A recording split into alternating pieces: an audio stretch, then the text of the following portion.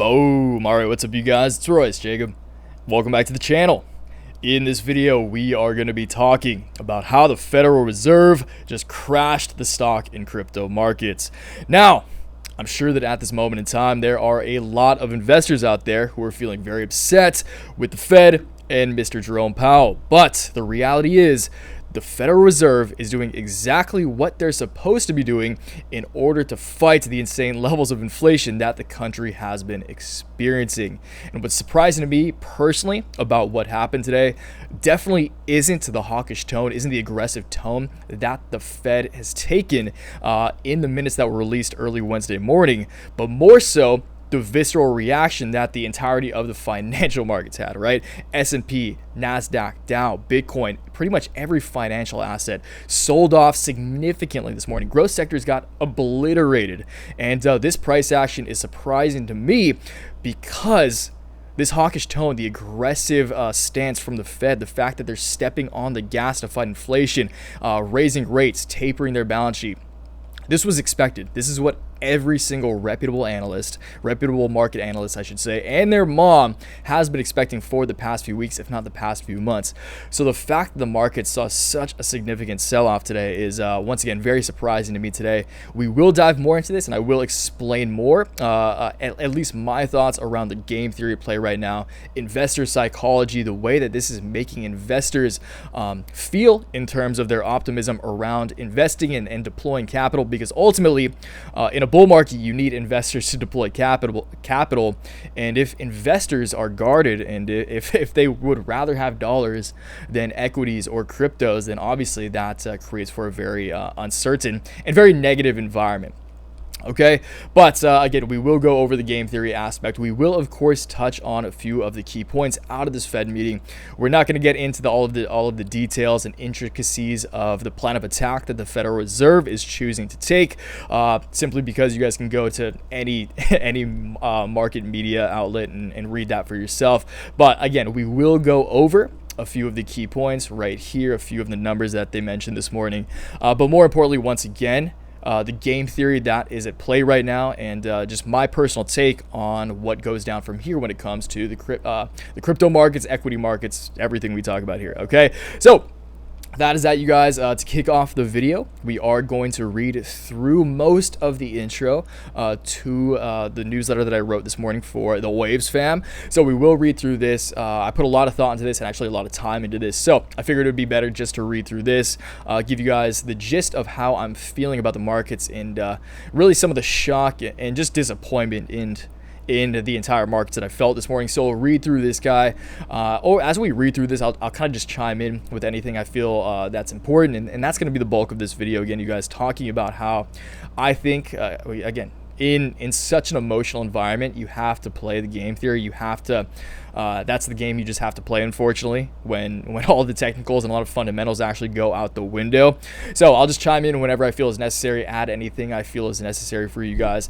And then after we talk, again, just the general macro, we'll jump into the charts, talk Bitcoin, take a look at Bitcoin. The way I feel about Bitcoin definitely can sum up, or a lot of the principles I feel apply to Bitcoin, apply to tech sectors, growth sectors as well. So we'll take a look at Bitcoin today, close out the video talking some price action, what I think could go down as far as the short term is concerned, at least. And yeah, we'll call it a day, you guys. Keep it short and sweet, okay? So let's read through this. But before we do, you guys, I know nothing's very likable in the markets right now, but I would really appreciate it if you gave the video a like, subscribe to the channel if you're new around here. Again, times are slow, times are boring, but times will get better, and that's very important to remember. This is all bull markets. This is the cycle, right, you guys? This is part of the hype cycle. This is just part of it. And if you want to be in this game for a long time, if you want to play this game for a long time, you have to be able to stomach these the boring times, the hard times, and just make the most of it. Okay, so subscribe to the channel, join the Waves fam. That would be greatly appreciated.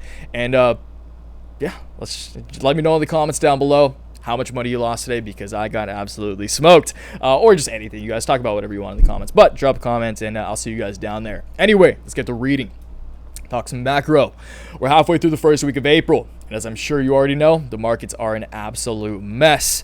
The highly anticipated Fed minutes were released this morning, and it truly surprises me that the words out of the Federal Reserve in their March meeting were surprising to anybody. here are the key points that were made. Okay, so these are not going to get detailed. Just go to CNBC. You guys can go dive into the details for yourself if you want, but this is what I feel is important to share, at least for the moment, okay? Fed officials reached consensus at their March meeting that they would begin reducing the central balance sheet by $95 billion a month, likely beginning in May. There were also strong indications that half percentage point or 50 basis point interest rate increases are ahead. So objectively, I'll just read through this and then I'll chime in. Objectively, this tone isn't exceptionally negative. It could have been much worse. So the fact that the markets are reacting this negatively to what's been expected by pretty much every market analyst is kind of shocking. Either the majority of money in the market is highly uneducated, stupid, and completely uninformed when it comes to the macro, or investors are simply afraid that other investors are afraid, and the game theory taking place creates a lethal flywheel of selling, margin calls, and despair. Okay, so let's break this down to you guys. One, there's two scenarios here, okay? At least when it comes to the psychology of what's going on. One is that, again, investors are just simply uneducated and no one's really paying attention. Everyone's just looking at the price going up or down and piling in. And retail is, again, and I like to believe that retail is educated. All you guys I know are educated. I know there's so much money out there that is smart and educating themselves and financially literate. But I mean, if this was a shock to anyone, again, the news that came out in the Fed minutes, obviously, they were going to be aggressive. Obviously, they were going to take these precautions. And that's why it's especially surprising to me that, again, the markets experienced such a visceral reaction. Everything sold off so significantly because this wasn't even that bad. If they were saying we're coming out the gates 100%, if they said it as fact that they were gonna raise rates by 50 basis points or half percentage points every single month for the rest of the year, for like guaranteed, that would make sense to me. But this was pretty vague. This isn't even like $95 billion a month starting next month. This isn't this actually wasn't even foot on the gas. I think they could have gone harder. So the fact that, again, even with a pretty moderate Fed minutes and moderate tone, not even super hawkish tone out of the Fed, it's crazy to me that the markets reacted like this. Okay, so you guys get that point, but again, maybe investors just didn't know this. Maybe investors were stupid. Maybe, and that's harsh, but that's the reality of the game. Some investors are stupid. In this case, I guess I was stupid because I thought it was too obvious. But, you know, sometimes, and this has happened a lot over the past couple of years, sometimes the obvious is the move. Okay, sometimes the obvious is the call. Historically, you wanted to front run and kind of play that game theory. You want to play the reverse psychology. But now it's kind of just, if it's obvious, that's probably what's going to happen. So, again, that's the unfortunate truth of what's going on. That is a potential. Or, again, this kind of play, this is a lot more psychological, is that investors think other investors didn't know this. Like, again, investors think other investors are stupid and everyone's selling, everyone's going to panic, everyone's emotional, which definitely happened today. There was a little bit of all of this, I think, taking place today. But, of course, on top of the psychology, there is margin calls and just call options being liquidated, going to zero, which is causing extra selling pressure on top of that, okay? So, of course, there's a lot going on right now. I'm not going to try to narrow it down to one thing, but it is interesting seeing what happened today, and it just speaks to the emotion, just the high levels of emotion and speculation that are involved in this market environment right now. So, unfortunately, don't know the answer. There's little point in attempting to make a rational argument out of an irrational environment.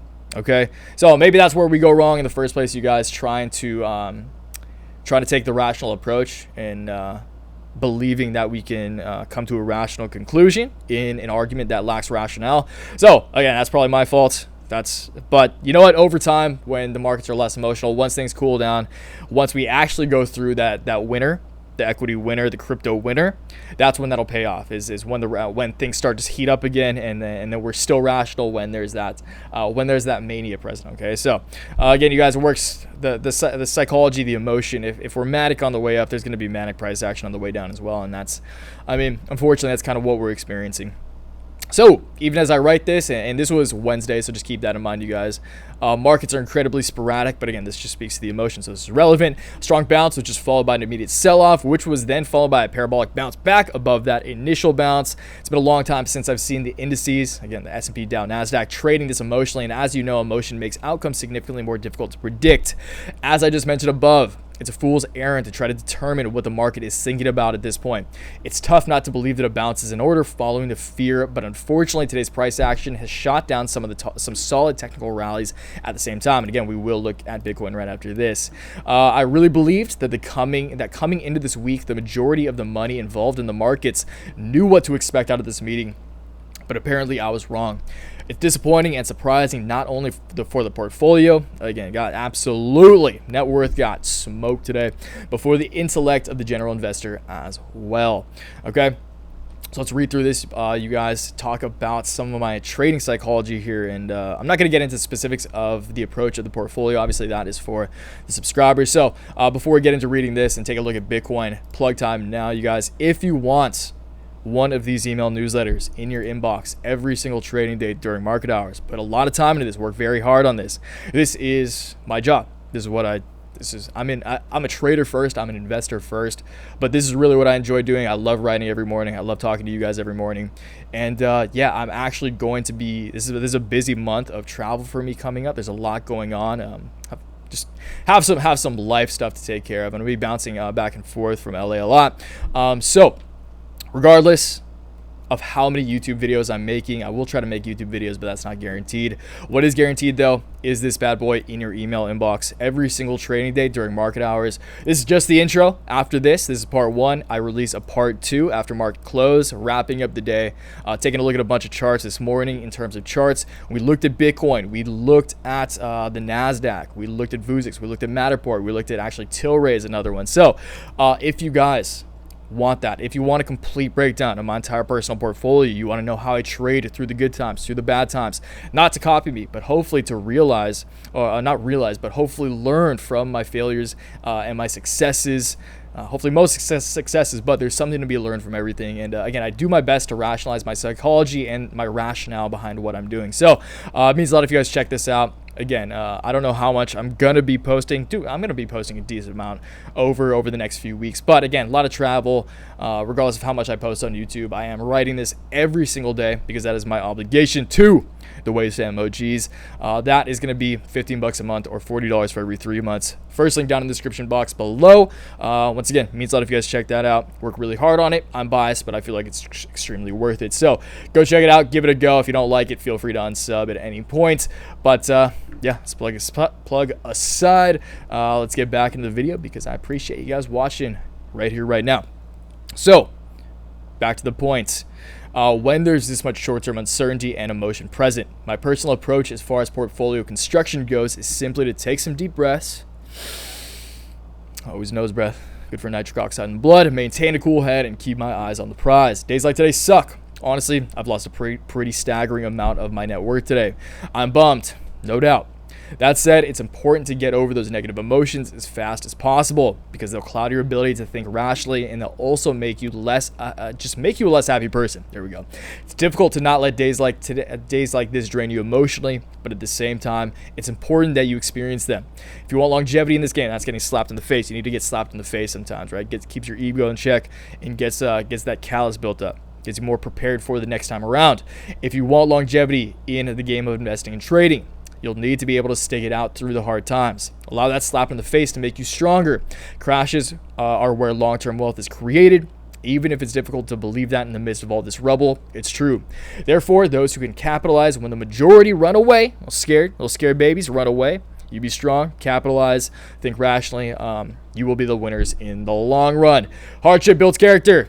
Never forget that. Okay, so wrapping in a little self-help, little motivation with this, but that's because it's true, and that's because this is, I mean, you guys, the game is so goddamn psychological. There's so, like, trading is way more a psychological game than anything else. It's about how obviously you need capital to play. You need the chips to play, but when it comes down to executing and performing at a high level and I mean, being a winner, it's like anything else. You need to be able to control your mind. And again, your physiology, your physical body is very important because that allows you to optimize your mind and mental function. But at the end of the day, the way you control your mind, and again, that ability to stay rational and keep a cool head when there's a lot of hot heads out in the market is what will dictate the winners from the losers in the long run. So again, just remember that. Thank you for attending my TED Talk. Let us now dive into Bitcoin and close out the video. Okay, so Bitcoin, again, all the indices down today, with tech getting the blunt of it, just because when rates are raising, tech is usually the first to go from everyone's portfolio, unfortunately. But growth stocks obviously got annihilated.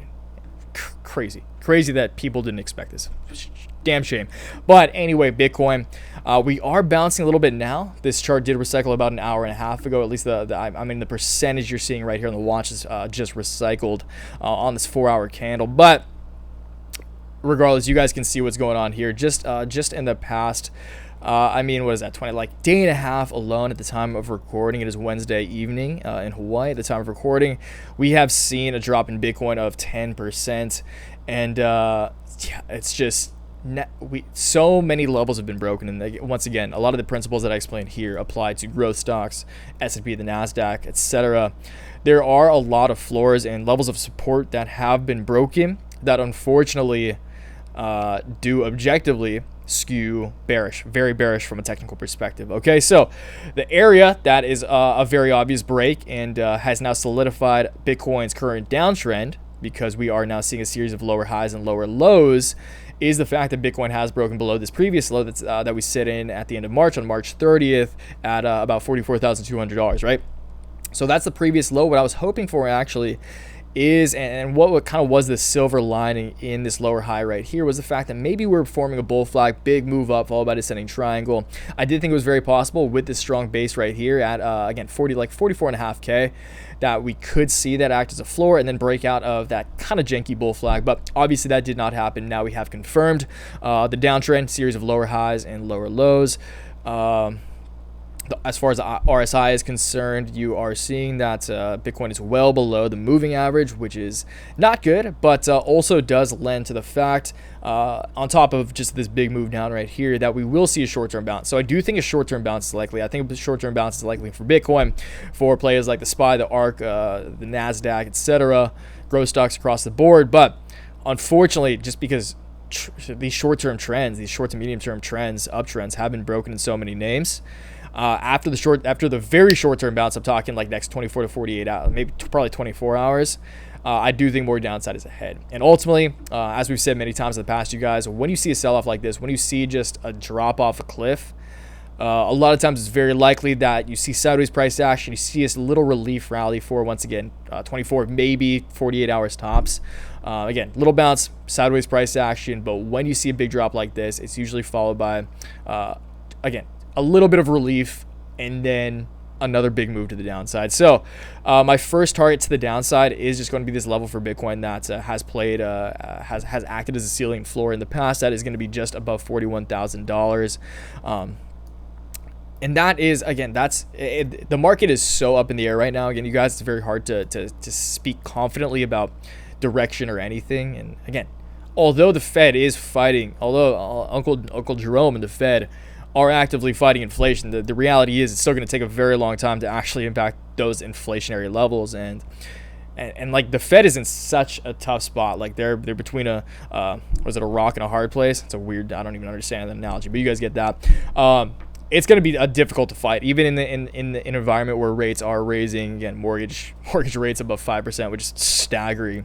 Everything's going to slow down. And the dollar, what's the dollar doing? Like the dollar is down. Everything is just down right now. So we're at a very weird time. It's very hard to make any confident plays. But and this is the same thing I said in the newsletter this morning, is when it comes to growth stocks, when it comes to so many of the names we talk about and we love around here, that I love personally, I'm invested in personally, my money's always where my mouth is.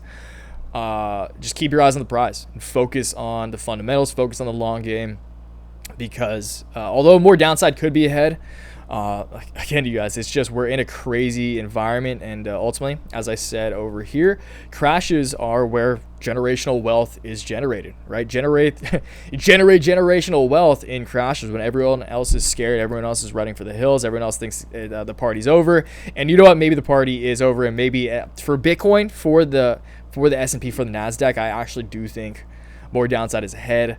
But I also do think that there is shining light for growth sectors, because growth sectors like ARK, like Coinbase, a lot of the stocks we talk about here have gotten overly beaten down beyond the point of reason, and the big dogs have not yet seen that. So, you know what, maybe everything falls. That is completely likely too, but I do think that there's always a bull market somewhere, and let's hope that bull market is in some of the plays we love. Okay, so Bitcoin. Again, you guys, I do think a short-term bounce is in order, but ultimately I do think we are going to be on our way down to at least $41,000. And if you guys saw, like, it's very I mean, it's completely likely to me, if I'm being honest, that Bitcoin finds its true bottom before the next bull run at $24,000. 28 is where I'd personally start buying Bitcoin. 24 is where is about as low as I think we could go, just because Bitcoin has gained such scale, and is so reputable globally now, and such a recognized and an important part of the global global financial system. I don't think Bitcoin falls below $24,000. I don't think we see $18,000 unless things get really bad. But I do think it's likely that 24 is the ultimate bottom, and we probably trade between a range from 24 to 28 for quite a while prior to that next bull run. When that happens, I don't know. Is that even going to happen? I don't know, because it's crypto, and this market is a tougher read than it's ever been. So again, you guys, sorry, everything is so vague here, but that's just the reality of the markets right now. Just do your best to pick the winners and keep your eyes on the prize and keep a cool head. And hey, even if you keep losing money, there's always a lesson to be learned somewhere. So it will build character. Trust me, this will be applicable to future experiences in trading and investing. And you always just have to find the silver lining. Okay, so we'll call it there, you guys. Again, if you want to know which stocks I think could outperform the rest of the market, if you want to know what stocks I'm speculating on personally, again, speculation is how I've made the far majority of my net worth to this date. So I'm sticking to what got me to the party. If you want to know what those plays are, what calls I got, what stocks I'm holding right now, what I'm excited about, first thing down below, once again, $15 a month, $40 for every 3 months. Appreciate it if you guys check that out. Really means a lot. And yeah, you know, I'm coming to you every morning. That's a guarantee. So, again, I'll catch you guys downstairs in the comments as well. Let me know what you guys think about the current market environment. Let me know what you guys think about everything going on right now. If you expected the Fed to happen, if you're surprised by this price action, or if you had no idea that the Fed meeting was even today, because that would be a good insight as to how, like, the general retail trader is, the pulse the general retail trader has on the macro. Yeah, just let me know, you guys. Any insight is appreciated, and yeah, I'll see you downstairs in the comments. So until next time, you guys, always remember, take action, make waves. Peace.